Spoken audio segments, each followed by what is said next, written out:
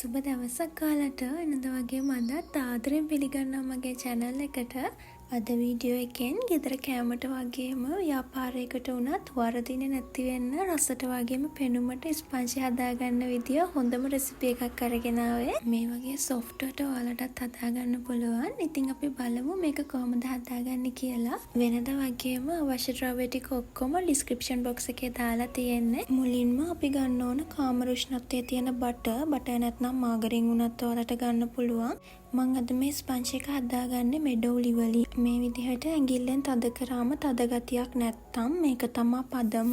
ගොඩක් දිය වෙච්ච බටර් එකක් ගන්නත් එපා. එහෙම දිය වෙලා තිබ්බොත් චුට්ටක් ෆ්‍රිජ් එකේ දාලා ගන්න. බටර් එකේ පාට ලා පාටකට වගේ හැරෙනකන් ඔයාලා විනාඩි 2ක් වගේ මේක බීට් කරගන්න. ඒ අතරේ වටේ තියෙන ටිකත් ඔයාලා මේ විදිහට එකතු කරගෙන බීට් කරගන්න.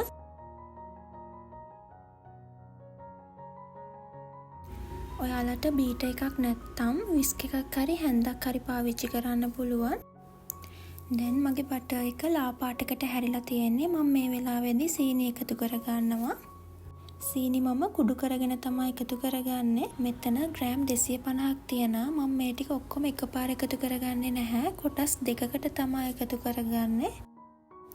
මේ විදිහට එක කොටසක්ම එකතු කරගෙන පොඩ්ඩක් හැන්දකින් කලවම් කරගෙන තමයි බීට් කරගන්නේ. මේ ටික විනාඩියක් වගේ බීට් කරගෙන අනිත් සීනි ටිකත් එකතු කරගෙන බීට් කරගන්න. ඒ වගේම මේ ඔක්කොම බීට් කරනකොට එක පැත්තකට විතරක් බීට් කරගන්න. දෙපැත්තටම බීට් කරන්න යන්න එපා.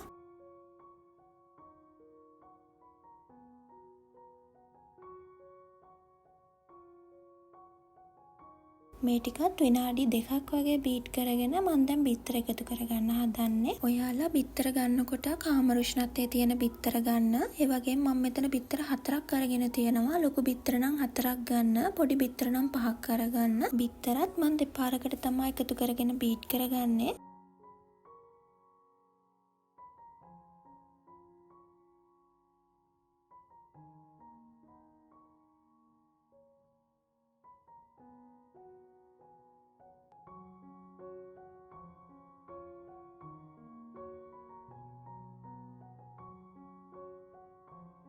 මේකත් හොඳට බීට් කරගෙන මම මේකට වැනිලා තේ හැඳි 2ක් එකතු කරගන්නවා.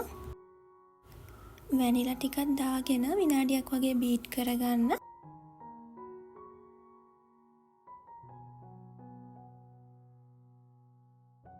දැන් පිටි ටික එකතු කරගමු. මම මෙතන පිටි ග්‍රෑම් 250කට බේකින් පවුඩර් තේ හැඳි 2ක් දාලා දෙපාරක් හලාගෙන තමයි මේ පිටි එක අරගෙන තියෙන්නේ.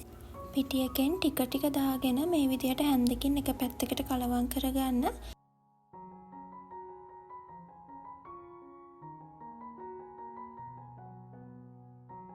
දැන් ඊතුරු පිටි ටිකක් දාගෙන කලවම් කරගන්න.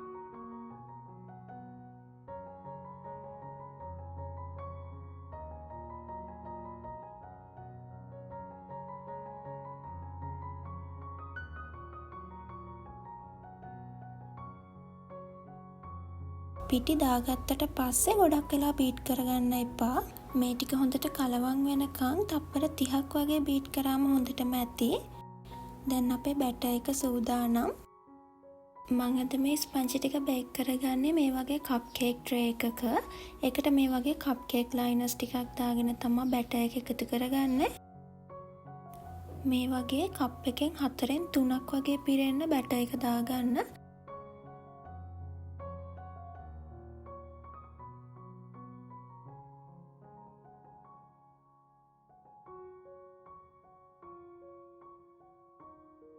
ඊට පස්සේ විනාඩි 10ක් ප්‍රීහීට් කරගත්ත oven එකේ සෙල්සියස් අංශක 180ට විනාඩි 20ක් 25ක් වගේ බේක් කරගන්න. මේ උෂ්ණත්වය oven එකෙන් oven එකට වෙනස් වෙන්න පුළුවන්. මේ තියෙන්නේ මම බේක් කරගත්ත ස්පංජ් ටික මේ වගේ හොඳ උසකට පෙනුමකට හොඳට බේක් වෙලා ඇවිල්ලා තියෙනවා. ඒ වගේම හොඳට soft එකට තියෙනවා. ඉතින් ඔයාලත් මේ වගේ ව්‍යාපාරයක් කරනවා නම් දවස් 3ක් 4ක් වගේ මේවා කල් තියා ගන්නත් පුළුවන්. මං අද ගත්ත අමුද්‍රව්‍ය වලින් මේ ප්‍රමාණයේ ස්පංජි 24ක් හදාගත්තා. ඉතින් මං හිතනවා අද වීඩියෝ එකත් ඔයාලට වැදගත් වෙන්න ඇති කියලා. මේ වීඩියෝ එකටත් කැමති නම් ලයික් කරන්න, ෂෙයා කරන්න, ඔයාලගේ අදහසත් පහලින් කමෙන්ට් කරන්න අමතක කරන්න එපා. ඒ වගේම අපේ channel එකත් තාම subscribe කරලා නැත්නම් subscribe කරලා එකතු වෙන්න කියලා ආදරෙන් මතක් කරනවා. ඉතින් අදත් වීඩියෝ එක බලුවට ගොඩක් ස්තුතියි. තවත් මේ වගේ රසවත් වීඩියෝ එකකින් ඉක්මනින්ම හමු වෙමු.